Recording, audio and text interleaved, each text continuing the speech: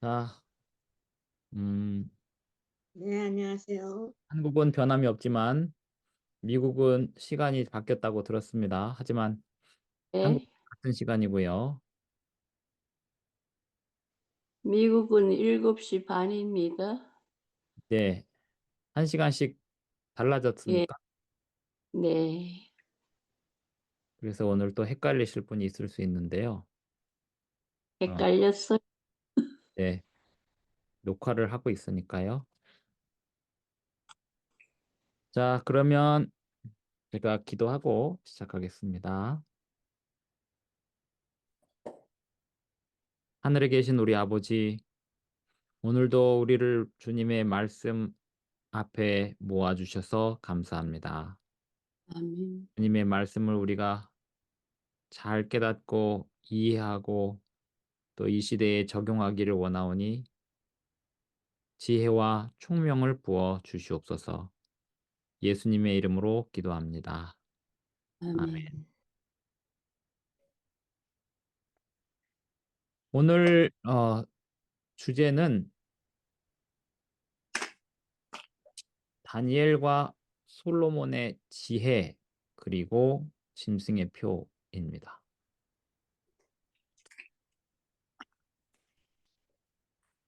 녹음은 잘 되고 있고요. 네. 다니엘과 솔로몬의 지혜 그리고 짐승의 표입니다. 우리가 하나님께 기도할 때 이 세상에 사탄의 세력에게 물려가지 않기를 기도하는 거죠. 마지막 때에 짐승의 표는 중간이 없다라고 하는 뜻이고 하나님의 백성과 사탄의 백성으로 눈에 보이게 드러나게 되어 있다는 뜻입니다. 눈에 보인다는 것은 누가 하나님의 백성인지 사탄의 백성인지 눈에 보인다는 뜻이 아니고 어, 세상이 돌아가는 모양이 하나님의 백성과 사탄의 백성을 구분 지을 수밖에 없는 그런 상황이 될 거다는 것입니다. 그럴 때 짐승의 표를 받지 않도록 하는 것이 하나님 백성들이 해야 될 일일 겁니다. 성경절을 한 절 제가 띄우겠습니다.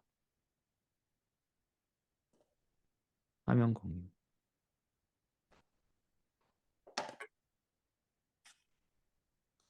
보이시죠? 네, 네, 다니엘 9장인데요. 다니엘 9장 22절 제가 화면에 띄웠지만 성경을 다시 한번 찾아서 읽겠습니다.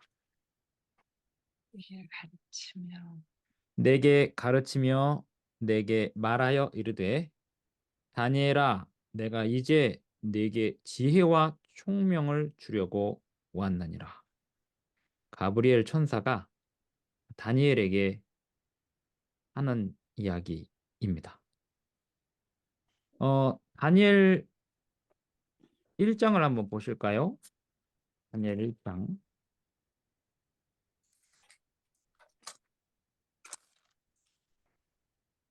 20절 보겠습니다. 다니엘 1장 20절에 보면 왕이 그들에게 모든 일을 묻는 중에 그 지혜와 총명이 온 나라 박수와 술객보다 10배나 나은 줄을 아니라. 다니엘은 이미 젊었을 때부터 지혜와 총명이 뛰어난 사람이었습니다. 그래서 그때 당시에 바벨론 지역뿐만 아니라 그 바벨론이 지배하고 있는 그 모든 나라에서 다니엘의 지혜는 어, 아, 유명했습니다. 에스겔서에 보면 이 아수르 왕이 네가 다니엘처럼 지혜로운 줄 착각하고 있구나라는 얘기를 할 정도로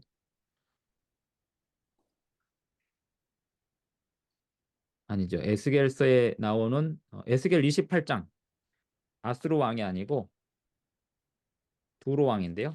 에스겔 28장을 보겠습니다. 에스겔 28장 3절. 이 두로 왕은 굉장히 힘 있는 왕이었는데요. 이 두로 왕이 교만한 상태를 뭐라고 얘기하냐면 28장 3절에 보면 내가 다니엘보다 지혜로워서 은밀한 것을 깨닫지 못할 것이 없다 하고 내 지혜와 총명으로 재물을 얻었으며 금과 은을 곳간에 저축하였다. 내 큰 지혜와 내 무역으로 재물을 더하고 그 재물로 말미암아 내 마음이 교만하였도다. 이 두로 왕에 대한 심판을 이야기하면서 네가 다니엘보다 지혜로운 줄로 착각하였고 이런 뜻도 되고요. 네가 가진 지혜와 총명으로 무역해가지고 교만하고 무역해서 잘 먹고 잘 살았다. 그런데 7절에 보면 그런즉 내가 이방인 곧 여러 나라의 강포한 자를 거느리고 와서 여기 이 강포한 자가 느부갓네살 왕입니다. 에스겔 28장 7절에서 두로 왕이 바벨론에게 멸망할 것에 대한 예언인데요. 이 두로 왕에 대한 예언을 하면서 누구에 대한 이야기가 나오냐면 12절 보면 인자야 두로 왕을 위하여 슬픈 노래를 지어 그에게 이르기를 주 여호와의 말씀에 너는 완전한 도장이었고 지혜가 충족하며 온전히 아름다웠도다. 내가 옛적에 하나님의 동산 에덴에 있어서 각종 보석 곧 홍보석과 황보석과 금감석과 황옥과 홍만호와 창옥과 청보석과 남보석과 홍옥과 황금으로 단장하였으며 내가 지음을 받던 날에 너를 위하여 소고와 비파가 준비되었도다. 15절 14절 너는 기름 부음을 받고 지키는 그룹임이요 두로 왕에 대한 심판을 선언하다가 갑자기 이 사탄 루스벨 천사에 대한 심판으로 넘어갑니다. 15절 내가 지음을 받던 날로부터 내 모든 길에 완전하더니 마침내 내게서 불의가 드러났도다. 내 무역이 많으므로 내 가운데에 강포가 가득하여 내가 범죄하였도다. 17절 내가 아름다움으로 마음이 교만하였으며 내가 영화로움으로 내 지혜를 더럽혔으며 내가 너를 땅에 던져 왕들 앞에 두어 그들의 구경거리가 되게 하였도다. 다니엘의 지혜와 총명에 비교되는 두로 왕에 대한 심판. 두로 왕이 지혜와 총명이 있었으나 그것으로 자기 곳간을 채우고 무역하고 교만하고 하였으나 심판을 받게 되는 장면입니다. 자, 오늘 저는 지혜와 총명에 대해서 계속해서 말씀을 드릴 겁니다. 다니엘서 9장 22절에서 가브리엘 천사가 다니엘에게 무엇을 주러 왔다고요? 지혜와 총명을 지혜와 총명을 주려고 왔습니다. 그 다니엘이 이 지혜와 총명을 가브리엘 천사에게 받고 나서 무엇을 깨닫냐면 다니엘서 9장에 온전히 깨닫지는 못하고요. 다니엘서 9장 그 이후에 예언을 받게 됩니다. 그런데 다니엘서 1장에서 이미 다니엘은 지혜와 총명이 뛰어난 사람이었습니다. 그런 다니엘이 지금 나이가 80세가 넘어가고 있는 이 시점에서 다시 지혜와 총명을 주려고 온 것일까요? 아니면 지혜와 총명은 하나님의 말씀을 깨달을 때마다, 들을 때마다, 배울 때마다 항상 새롭게 받아야 되는 걸까요? 똑똑한 사람은 말씀을 더 잘 깨닫나요? 이 지혜와 총명을 이미 받은 사람이라 할지라도 그것이 교만으로 쓰이게 되면 그 교만으로 사람들과 무역하고 또 자기 자신의 안위를 위해 사용하게 되면 그 지혜와 총명은 사탄의 소유가 되는 지름길이 됩니다. 그래서 이 지혜와 총명은 굉장히 양면성이 있습니다. 지혜와 총명 받아야 될까요? 받아야 되죠. 안 받아도 될까요? 그거 안 받으면 안 돼요. 지혜와 총명을 받아야 말씀을 깨닫죠. 그런데 그 지혜와 총명을 받아서 어디다 쓰나요? 그것을 자신의 재물을 늘리는 데 쓰고 무역하는 데 쓰고 물건 사고 파는 데 쓰면서 이웃 나라들과 교역하고 무역하면서 타락하게 되면 사탄의 길을 가게 된다는 것입니다. 자, 그러면 이제 여기서 지혜와 총명을 하나님께 받았다고 그 지혜와 총명이 항상 하나님의 일에 사용되느냐? 그렇지 않을 수도 있다는 사실을 또 알게 됩니다. 그런데 성경에 나오는 모든 이야기들이 다 그래요. 하나님이 에덴 동산에서 아담에게 뭘 줬습니까? 아담에게 주신 선물이 무엇일까요?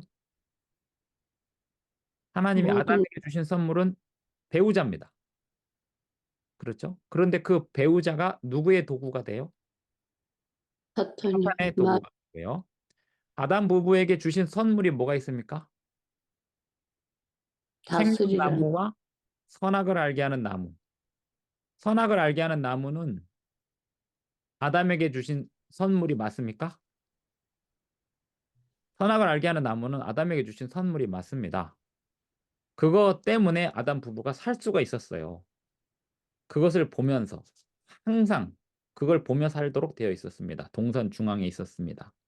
그걸 본다는 것은 우리는 피조물이라는 사실을 우리는 하나님이 만드신 피조물이라는 사실을 항상 기억하도록 주신 선물이었습니다. 그런데 그 선물이 뭐에 쓰여요? 사탄의 유혹의 매개로 쓰입니다. 하나님이 주시는 가장 좋은 선물, 그 좋은 선물이 항상 하나님의 뜻에 맞게 사용되지 않으면 사탄의 길에 들어서는 매개로 사용이 됩니다. 선악을 알게 하는 나무는 못생겼을까요? 잘생겼을까요? 고함직도 하고 먹음직도 한 나무였습니다. 생명나무들도 똑같이 보기에 아름다운 나무들이었습니다. 먹기에 좋을 뿐만 아니라 보기에 아름다운 나무들이었습니다.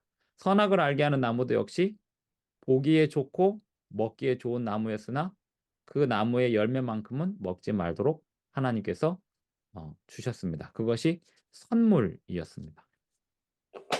오늘 제가 지혜와 총명 얘기하다가 잠시 넘어왔는데요. 지혜와 총명이 얼마나 중요하냐면 요한계시록 13장을 보겠습니다. 요한계시록 13장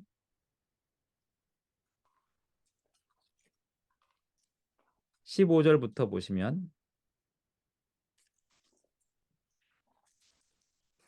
그가 권세를 받아 그 짐승의 우상에게 생기를 주어 그 짐승의 우상으로 말하게 하고 또 짐승의 우상에게 경배하지 아니하는 자는 몇이든지 다 죽이게 하더라. 그가 모든 자 곧 작은 자나 큰 자나 부자나 가난한 자나 자유인이나 종들에게 그 오른손에나 이마에 표를 받게 하고 누구든지 이 표를 가진 자 외에는 매매를 못하게 하니 이 표는 곧 짐승의 이름이나 그 이름의 수라. 지혜가 여기 있으니 총명한 자는 그 짐승의 수를 세어보라. 그것은 사람의 수니 그의 수는 666이니라. 사람들은요, 666이 뭔지에 대해서는 관심이 많아요. 그런데 666을 셀 수 있는 사람이 누군지에 대한 단서를 주셨는데 그거는 놓칩니다. 666이 뭔지를 아무나 알 수 있는 게 아니에요.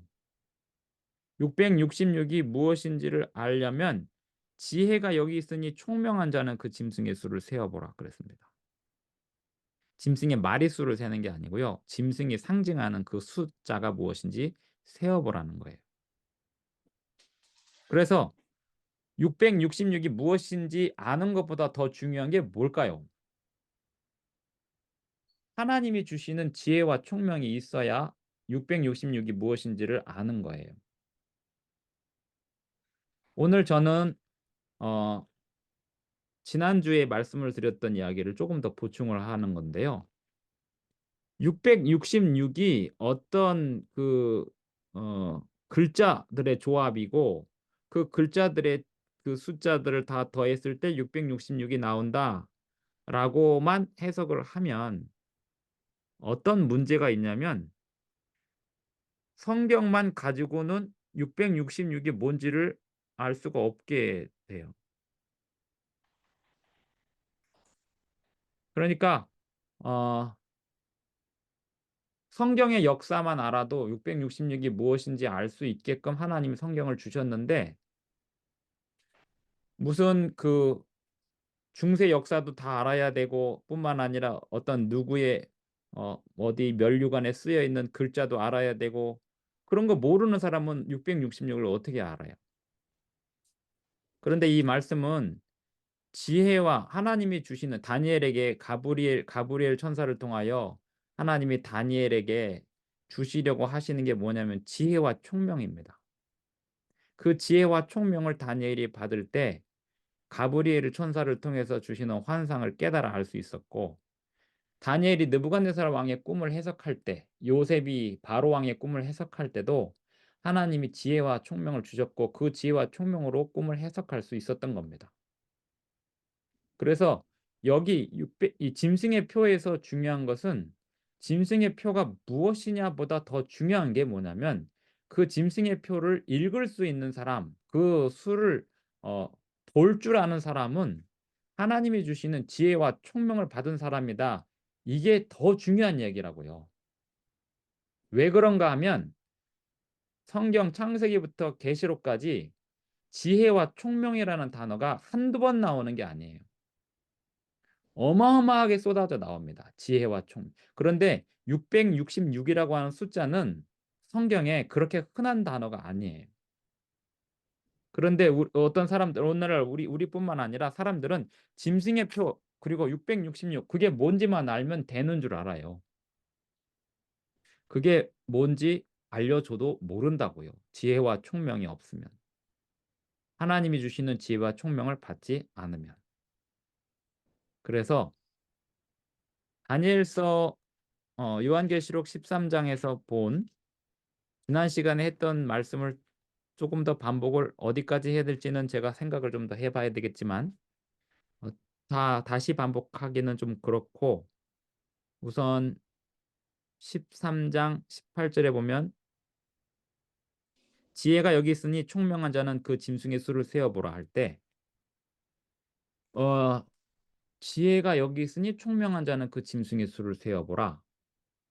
그러면 지혜와 총명은 어떻게 받고 어떤 사람들이 받는지, 하나님이 어떤 경우에 지혜와 총명을 주셨는지 그것에 대한 연구가 필요해요.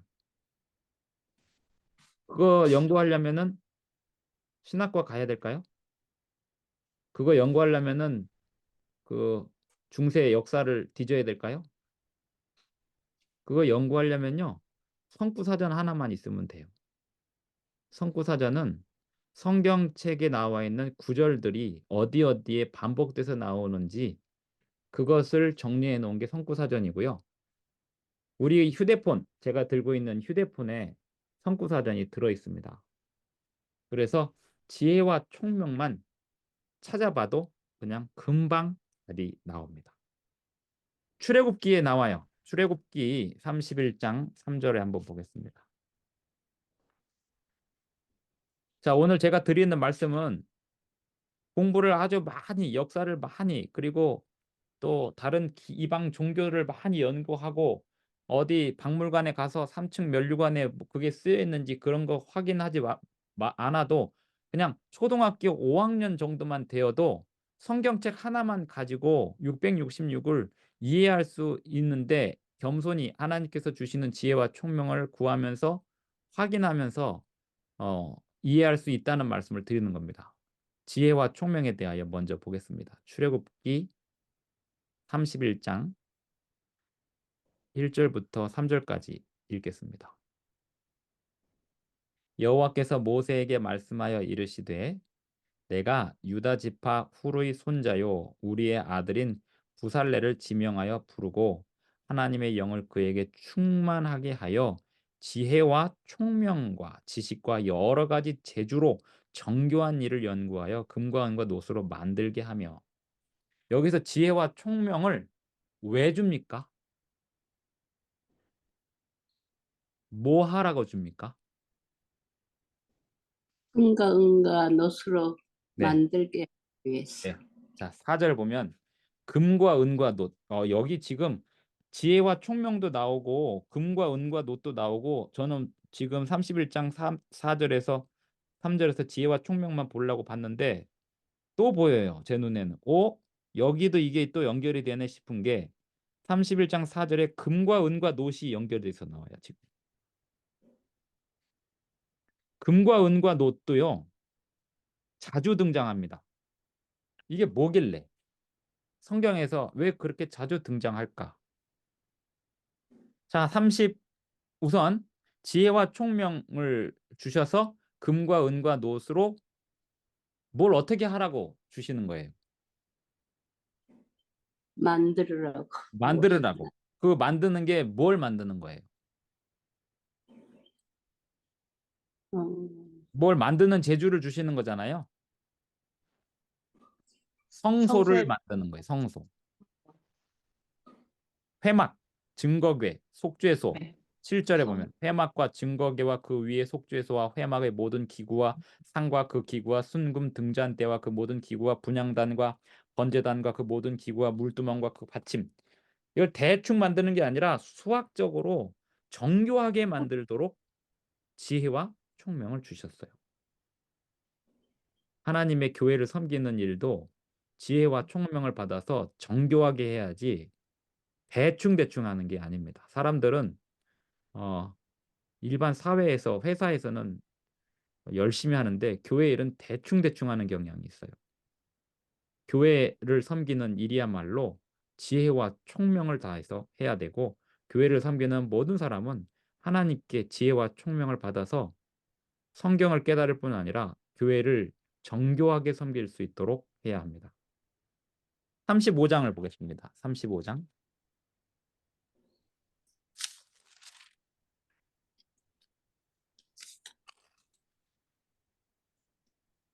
35장에 보면 여기도 보면 31절 하나님의 영을 그에게 충만하게 하여 지금 31장에 했던 얘기가 또 나와요. 35장에 또 반복해서 나옵니다.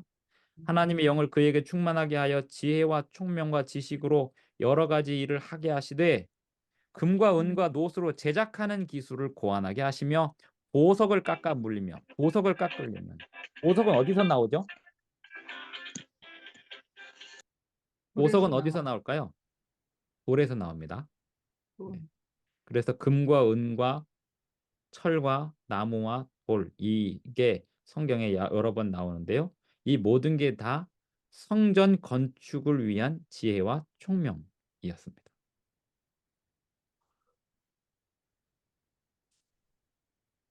자, 역대상 29장을 한번 보겠습니다. 역대상 29장. 자, 이제 지혜와 총명에 대해서 두 성경절을 봤는데요. 그 지혜와 총명에 대해서 볼 때 성전 건축에 대해서 어, 보았고 그 성전 건축과 관련해서 금과 은과 놋이 같이 나오는 걸 봤는데요. 역대상 29장 2절에 보면 내가 이미 내 하나님의 성전을 위하여 힘을 다하여 준비하였나니 곧 기구를 만들 금과 은과 놋과 철과 나무와 또 만호와 가공할 검은 보석과 채석과 다른 모든 보석과 옥돌이 매우 많으며. 예, 이건 다니엘이 지금 성전 건축에 쓰일 재료들을 다 모았다라고 이야기를 하는 거예요. 그리고 나서 솔로몬 하면 솔로몬의 생애에서 가장 중요한 특징이 뭐예요? 시바 지혜가 여왕 많아. 만난 걸까요? 스바 여왕? 솔로몬의 생애에서 가장 중요한 특징? 아기, 성전 건축. 그렇죠. 아기를 가지고 배 갈라라 해갖고 나눠줘라 그걸까요? 아니에요. 솔로몬이 성경에 등장하는 이유는 그의 사명이 성전 건축이었기 때문이었습니다. 그런데 다윗이 솔로몬을 위하여 금과 은과 놋과 철과 목과 석을 준비하고 갖췄다라고 이야기를 합니다. 그래서 솔로몬이 그 성전을 건축하기 위하여 뭘 받냐면 지혜와 총명을 받습니다. 사실 성전 설계는 누가 했을까요? 하나님이 해주죠. 하나님이 하셨는데요. 솔로몬이 했을까요? 다윗이 했을까요? 다윗이 했어요. 설계는 다윗이 다 끝냈어요. 그러니까 지혜와 총명으로 따지면 솔로몬보다 다윗이 먼저예요.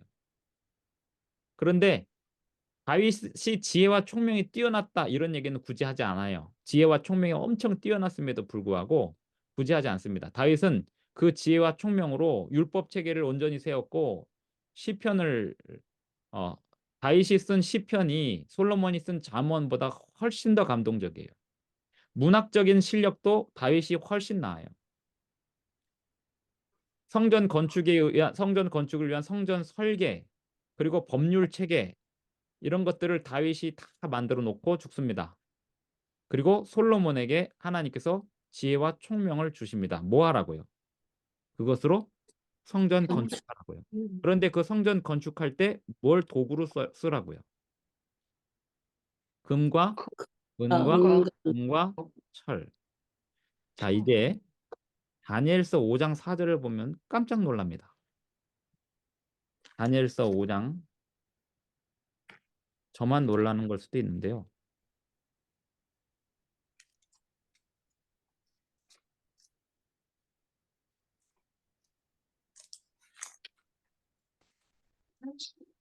다니엘서 5장 4절. 그들이 술을 마시고는 그 금, 은, 구리, 쇠, 나무, 돌로 만든 신들을 찬양하니라. 예. 개역 한글판에는 금, 은, 동, 철, 목석으로 만든 신들을 찬양하니라. 벨사살 왕이 그러면서 2절 보겠습니다. 벨사살이 술을 마실 때에 명하여 그의 부친 느부갓네살이 예루살렘 성전에서 탈취하여 온 금, 은 그릇을 가져오라고 명하였으니 이는 왕과 귀족들과 왕후들과 후궁들이 다 그것으로 마시려 함이었더라. 네. 우선 벨사살 왕이 멸망하게 된 이유는 그 성전 기명들, 금과 은으로 만든 예루살렘 성전에서 가져온 그 성전 기명들에다가 술을 따라 마신 게 벨사살 왕이 결국에 멸망하게 된 이유가 됩니다. 그리고 그 벨사살 왕은 술을 따라 마셨을 뿐만 아니라 금과 은과 동과 철과 목석으로 신들을 찬양합니다. 그것으로 만든 신들. 자, 그럼 여기서 한 가지 더 짚고 넘어가야 될 부분이 느부갓네살 왕이 꿈을 꿨죠. 네. 느부갓네살 왕이 꿈을 꿨는데 뭐에 대한 꿈을 꿨습니까? 어떤 예언? 역사에 대한 예언이죠. 역사에 대한 예언인데 그 역사에 대한 예언을 하나님은 도표로 설명하지 않으세요. 느부갓네살 왕에게. 뭘로 설명하셨습니까? 신상으로 보여주셨어요. 근데 그 신상의 재료들이 다 뭐예요? 금은 금과 은과 동과 금은 철이에요. 네. 이 금과 은과 동과 철이 뭐길래 이렇게 자꾸만 등장을 하더니 느부갓네살 왕의 꿈에도 나타나요. 벨사살 왕이 멸망하게 된 것도 그거예요. 금과 은과 동과 철. 이게 뭐길래? 지혜와 총명을 받아서 금과 은과 동과 철이 성전 건축에 사용되어야 하는데 유다가 율법을 포기하고 버림으로 인해서 그 성전에 있던 금과 은 그릇들이 바벨론으로 옮겨가게 되고 바벨론에서 금, 은 그릇에다 술을 따라 마시다가 바벨론도 멸망하게 됩니다. 금과 은과 동과 철, 이 재료들은 하나님이 솔로몬에게 지혜와 총명을 주시고 부살렐에게 지혜와 총명을 주실 때부터 함께 하는 재료들이에요. 하나님이 지혜와 총명을 주시면 그 금이, 은이, 구리와 철이 하나님의 도구로 효율적으로 사용이 되는 것이고 하나님의 지혜와 총명이 망가져 버리면 이 금과 은과 동과 철이 우상숭배로 넘어가게 되고요. 거기에 술 따라 마시는 도구로 전락하게 됩니다.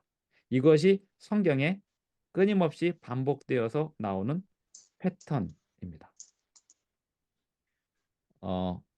열왕기상 4장을 보겠습니다.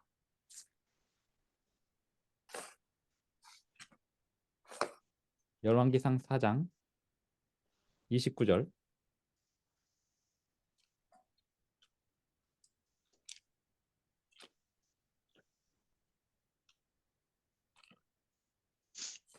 하나님이 솔로몬에게 지혜와 총명을 심히 많이 주시고 또 넓은 마음을 주시되 바닷가에 모래같이 하시니. 네. 우선 여기서 바닷가의 모래는 뭘까요? 양이 많다는 거죠. 예.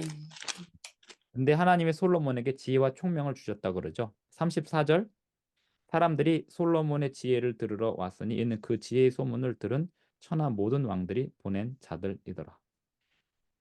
자, 그래서 우선 지혜와 총명하게 되면 솔로몬을 떠올리지 않을 수가 없다는 얘기예요. 요한계시록에서 지혜와 총명이 있는 자는 짐승의 수를 세어보라 해서 할 때 솔로몬이 떠오르는 게 당연하다는 거죠. 그런데 지혜와 총명이 양면성이 있다 그랬죠.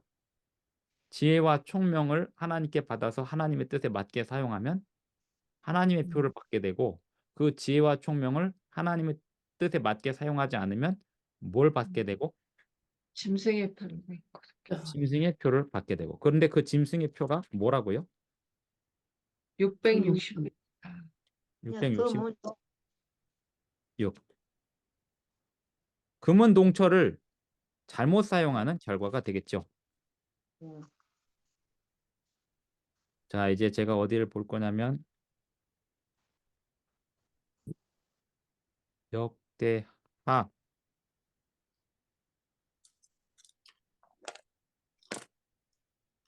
역대하를 보겠습니다. 역대하 9장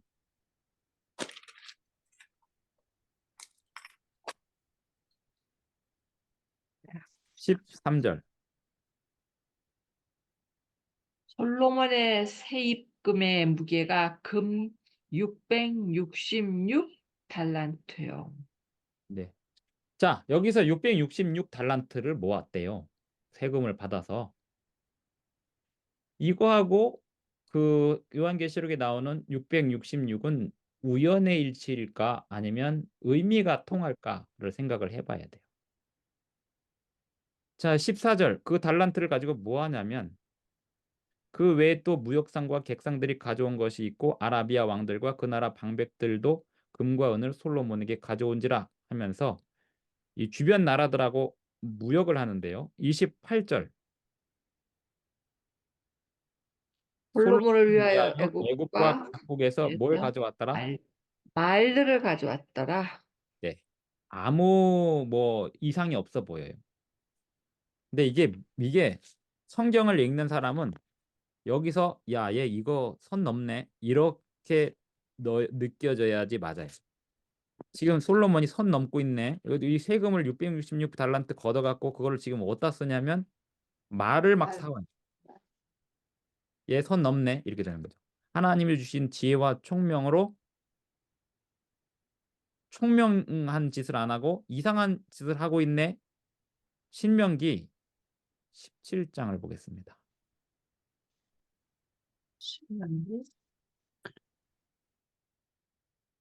17장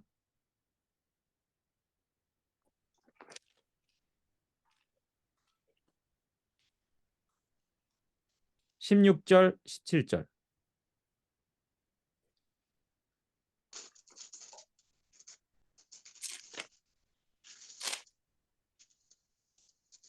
장 16절? 예, 신명기 7장 16절. 7장 7장 16절. 17장 16절 17절 왕 된 자는 말을 많이 두지 말 네, 것이요. 거기까지 읽으시면 되겠습니다. 뭐 하지 말라고요? 말을 많이 두지 말라. 말을 많이 예, 말을 많이 두지 말 것이요. 그러면서 말을 얻으려고 어디로 가지 말라고? 애굽으로 가지. 애굽 가서 말 구해오지 말라고 했어요. 그렇죠? 예. 그 다음에 17절에 보면 아내를 많이 두어 그의 마음이 미혹되게 하지 말라 그랬어요. 자기를 위하여 예. 은금을 많이 쌓지 말 것이니라 했습니다. 솔로몬이 그 은금을 많이 쌓아갖고 애굽에서 말 구해오고 주변의 나라들 공주들을 부인으로 얻고 있는 이 모습이 딱 뭐예요? 얘가 지금 짐승의 표를 받고 앉아 있는 거예요. 지금. 내가 이걸 하네요. 예. 선을 넘고 있는 겁니다. 선을 넘었네요. 그렇죠? 그래서 이 짐승의 표라고 하는 것은요. 하나님이 주시는 지혜와 총명을 가지고 선을 넘는 행위예요. 다시 말하면 짐승의 표는 어디 부처님 믿는 사람들, 이슬람교, 힌두교인들에게서 나오는 게 아니고 하나님을 믿는 사람들이 하나님에게 받은 지혜와 총명으로 선을 넘는 행위가 나오면, 하나님의 율법을 하나라도 어기는 행위가 나오면 그게 이제 짐승의 표로 가는 겁니다. 말을 많이 두지 말라고 했고 아내를 두지 말라고, 여러 명을 두지 말라고 했는데 그 선을 넘잖아요. 자기 재산을 축적하지 말라고 했는데 그거 666달란트를 모아 갖고 말을 사오고 주변에서 공주들 데려와서 무역하고 교역하고 하면서 선을 하나하나 넘잖아요. 그리고 그가 받았던 그 세입금의 그 중수가 공교롭게도 666달란트예요. 자, 선을 넘는 사람들이 또 어디에 나오냐면, 잠시 다른 얘기인데요. 창세기에 보시면 창세기 6장을 보시겠습니다.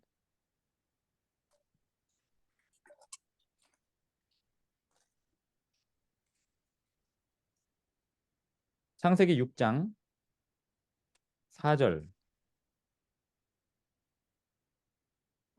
당시에 땅에는 네피림이 있었고 그 후에도 하나님의 아들들이 사람의 딸들을 위하여 자식을 낳았으니 그들의 용사라 고대의 유명한 사람들이라. 아, 네. 아멘. 고대의 유명한 사람들이 어디서 나왔냐면 하나님을 믿는 남자들하고 안 믿는 여자들 사이에서 아주 총명한 정도가 아니고 용사들, 명성이 있는 사람들이 나왔대요. 네피림, 맞았어요. 대장부. 이게 뭐냐면 선을 넘은 결과 좋은 결과들이 나와버리는 거예요. 선을 넘었는데 이 집안이 망하는 게 아니고 선을 넘었는데 이 세상에서 성공하는 결과가 나오더라는 거죠. 솔로몬이 그 세입금을 가지고 애굽에서 말을 막 가져오고 하면서 선을 넘으면서 그 나라가 주변과 교역, 무역이 활발해지면서 굉장히 좋아지는 듯 했어요. 여기 창세기에 보면 하나님의 아들들이 사람의 딸들과 결혼하면서 네피림이 나오면서 유명한 사람들이 나오는 것처럼 좋아지는 듯 했습니다. 하나님이 주시는 그 재료들을, 하나님이 주시는 지혜와 총명을 하나님의 뜻에 맞게 사용도 하고 세상적으로도 사용을 하면서 선을 넘어가는데 당장엔 좋은 결과들이 나오는 듯 했습니다. 그게 짐승의 표로 가는 길이었다는 거죠. 자, 다시 이번에는 조금 다른 이야기를 해보겠습니다. 요한계시록에 보시면은 아까 13장 18절입니다. 아까 읽었던 죽임을 당한 어린 양의 13장 생명책에 18절. 요한계시록 13장 18절. 18절 지혜가 여기 있으니 총명한 자는 그 짐승의 수를 세어보라. 그것은 사람의 수니 그의 수는 자, 666이니라. 여기서 짐승의 수라 그랬잖아요. 예? 네. 그런데 짐승의 수와 사람의 수니 666이라고 했잖아요. 그러면 짐승은 뭐고 사람은 뭘까? 사람과 짐승은 어떤 점에서 공통점이 있고 어떤 점에서 차이점이 있을까? 그런 생각을 하게 됩니다. 왜 그런 생각을 하게 되냐면 욥기와 시편에서 이 이야기를 했어요. 사람과 짐승에 관해서 사람과 짐승이 어떨 때 비슷하고 어떨 때 차이가 나는지 욥기 39장을 보겠습니다. 욥기 39장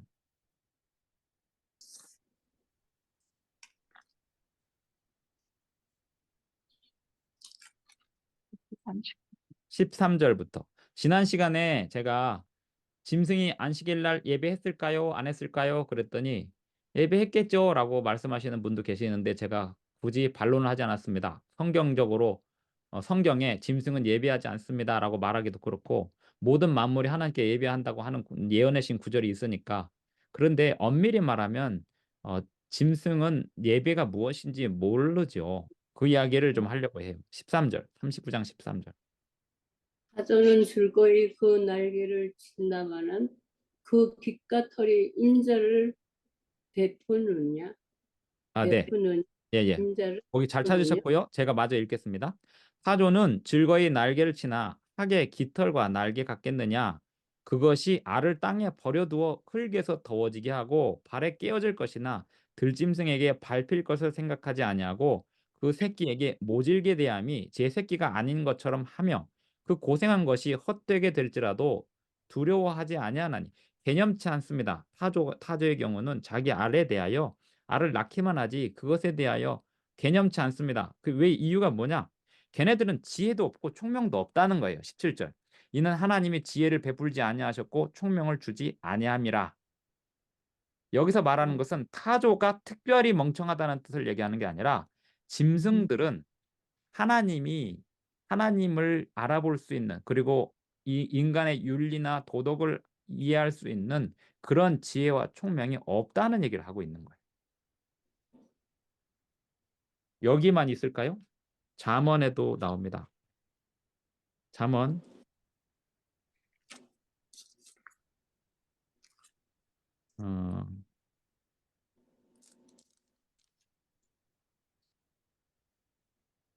'몇 장이냐면 30장입니다.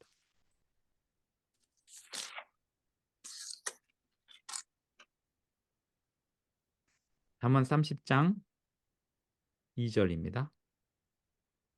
나는 다른 사람에게 비하면 짐승이라. 내게는 사람의 총명이 있지 아니하니라. 예.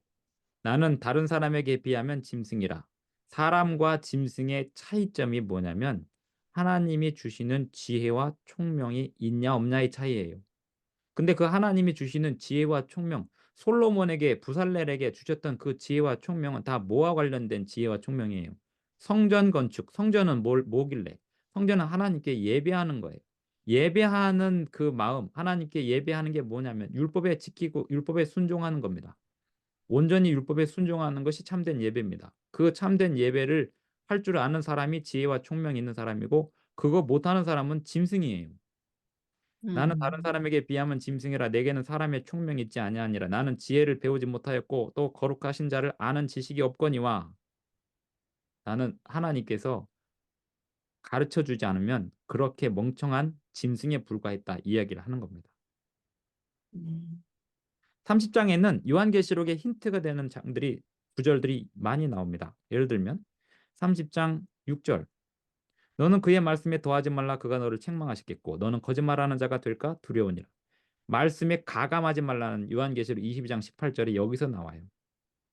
20절. 음녀의 자취도 그러하니라. 요한계시록 17장과 18장에 나오는 그 음녀도 잠언에 나오는 음녀입니다. 잠언은 요한계시록의 음녀가 누구인지에 대하여 이해할 수 있는 단서를 우리에게 줍니다. 그 잠언을 누가 썼냐면 솔로몬이 써요. 솔로몬은 요한계시록을 이해하는 그 굉장히 중요한 인물이에요. 그리고 본인이 짐승이 되기도 합니다. 자, 이제 그럼 지금까지 짐승과 사람의 공통점과 차이점을 보았는데, 그것은 지혜와 총명이고 그 지혜와 총명은 하나님께 예배하는 마음이라고 했고, 짐승은 우리가 아무리 애완견이 반려견이 훌륭하고 좋고 반려묘가 훌륭하고 좋아도 걔네들 같이 교회 데리고 가서 예배할 수는 없는 겁니다. 걔네들은 그냥 반려견이고 반려묘일 뿐, 사람만이 하나님께 예배하는 거지 짐승들은 하나님께 예배하는 지혜와 총명이 없어요. 본능적으로 사람이 훈련에 의해서 사람의 입맛에 맞게 행동을 하지만, 사람이 해석을 하지만, 짐승의 근본적인 차이점은 하나님을 예배할 줄 모릅니다. 그런데 사람도 하나님을 예배할 줄 모르고 율법을 지키지 않으면 짐승이 된다는 얘기예요. 그것을 몸소 보여준 사람이 또 있어요. 느부갓네살. 다니엘서. 우선 다니엘도 지혜와 총명이 계속 나오죠. 다니엘 자체가 지혜와 총명이 뛰어났고, 그 다음에 다니엘 보고 666을 세어보라 그러면 다니엘은 쉬워요. 왜 쉬운지. 우선 느부갓네살 왕의 이야기를 먼저 하겠습니다. 다니엘 4장을 보겠습니다. 다니엘 4장 33절.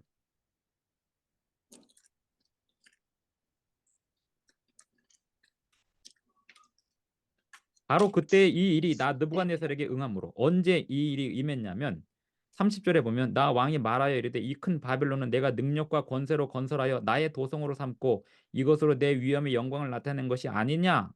그러니까 느부갓네살 왕이 자기의 지혜로 뭘 다 한 것처럼 혼자 착각을 할 때 병이 옵니다. 어떤 병이 오냐면 짐승이 되는 병이 와요. 진짜로 자기를 짐승인 것처럼 착각하는 짐승의 병이 와요. 그래서 33절 바로 그때에 이 일이 나 느부갓네살에게 응함으로 내가 사람에게 쫓겨나서 소처럼 풀을 먹으며 몸이 하늘 이슬에 젖고 머리털이 독수리 털과 같이 자랐고 손톱은 새 발톱과 같이 되었더라. 34절에 보면 그 기한이 기한이 참에 나 느부갓네살이 하늘을 하늘 우러러 보았더니 내 무엇이 총명이 돌아왔다?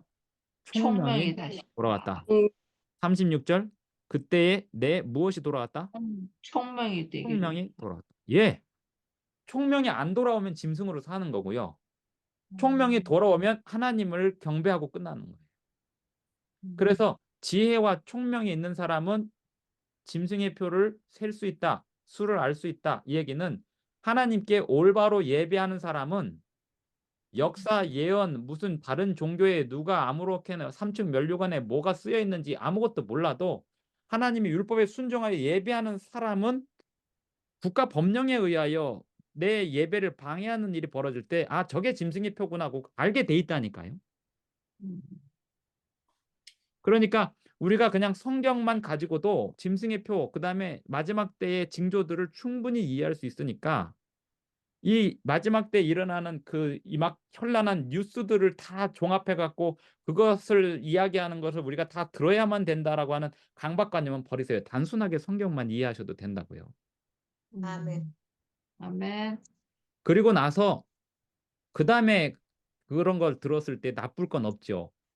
그런 걸 듣는 게 나쁘진 않죠. 하지만 성경을 제대로 온전히 이해하지 못한 채 그런 이야기들에 끌려다닐 필요가 내가 지금 성경을 더 읽는 게 낫냐 아니면 저 얘기를 듣는 게 낫냐 항상 생각을 하시라는 거죠.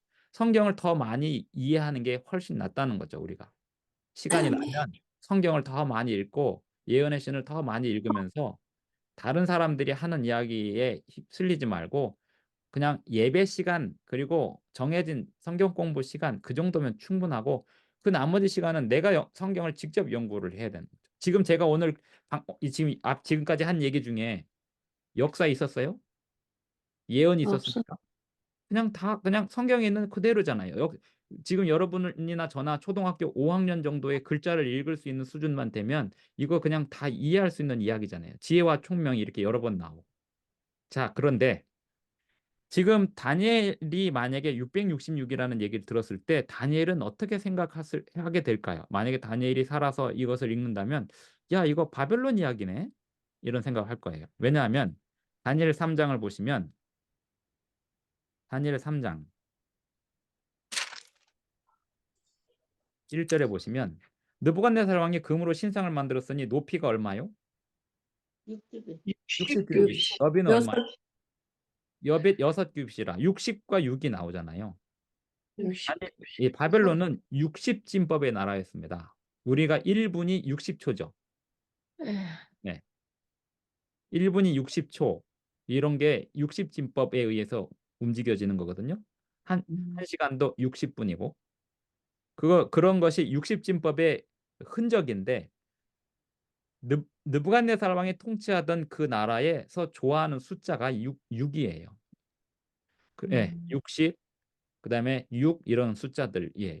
수학적으로 그 나라가 그걸 좋아하게 된 배경이 있겠죠. 그런데 거기까지는 잘 모르겠고 어쨌든 금신상을 만들 때 높이는 60, 너비는 6규빗이라 이렇게 만들었습니다.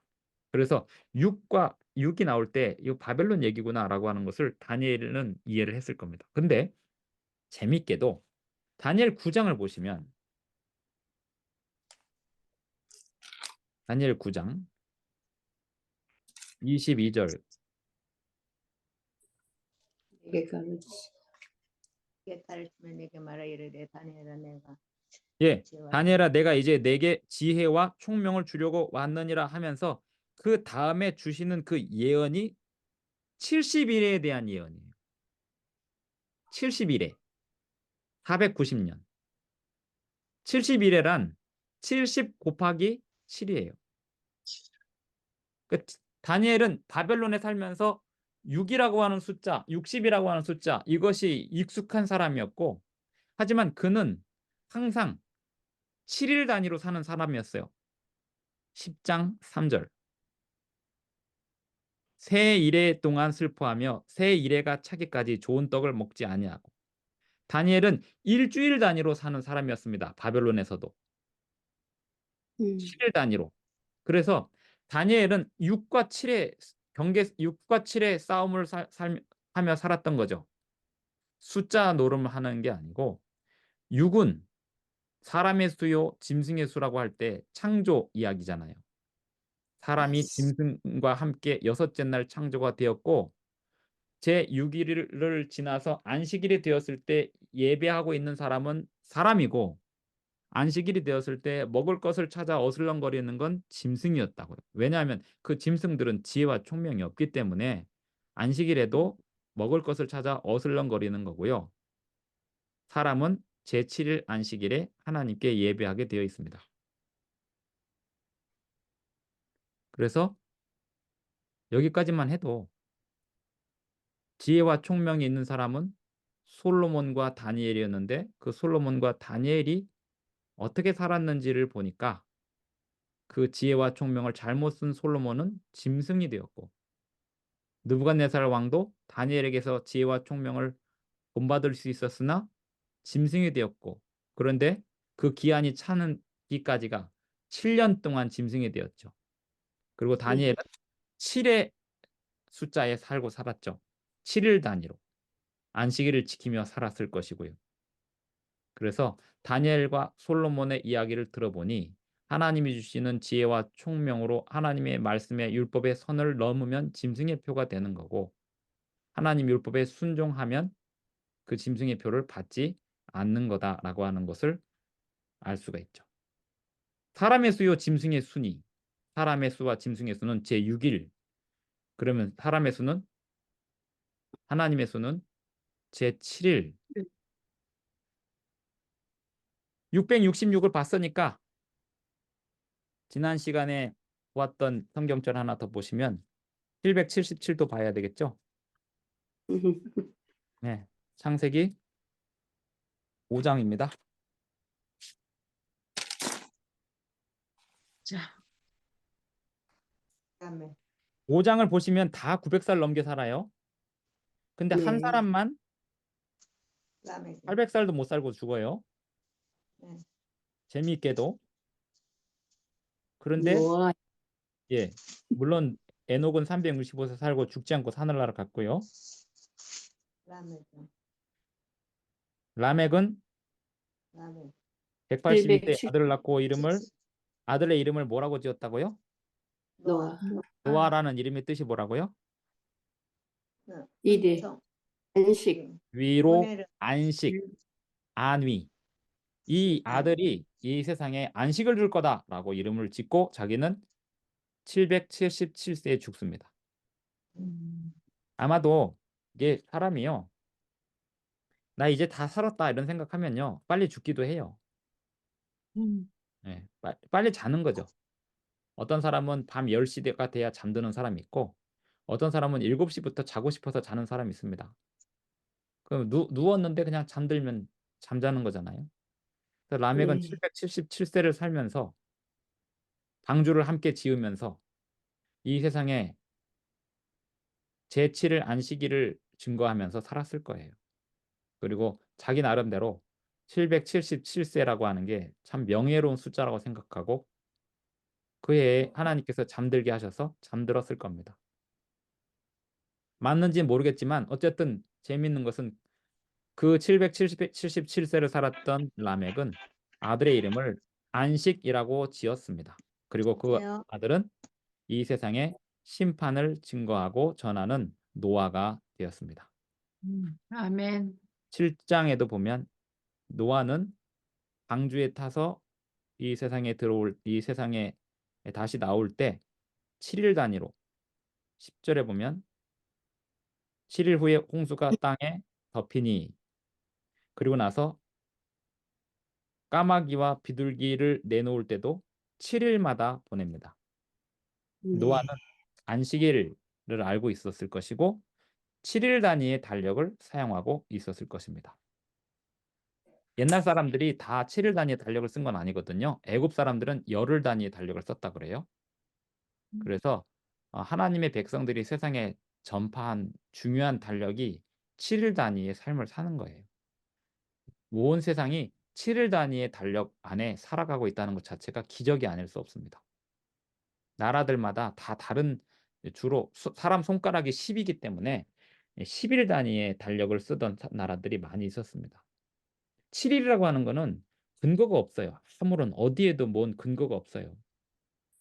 5일 단위는 말이 되는데 왜 사람이 7일 단위로 살아가는지, 이거는 하나님 백성들이 세상에 증거한 결과입니다.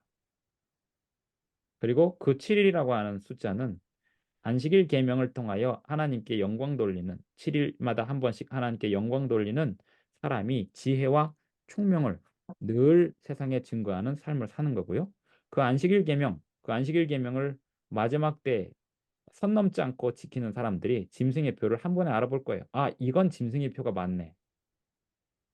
그럼 그때 가서 도망가고 산으로 가고 그래도 늦지 않는다는 거예요. 미리 돈 모아서 땅 사놓지 않아도 하나님 말씀에 잘 순종하다 보면 분명히 그때 가서 '이게 짐승의 표구나.'라고 알 때가 온다는 것입니다. 아멘. 기도하겠습니다. 하늘에 계신 우리 아버지, 우리에게도 지혜와 총명을 주시옵소서. 예수님의 아멘. 이름으로 기도합니다. 아멘. 감사합니다. 수고하셨습니다. 아이고, 네, 감사합니다.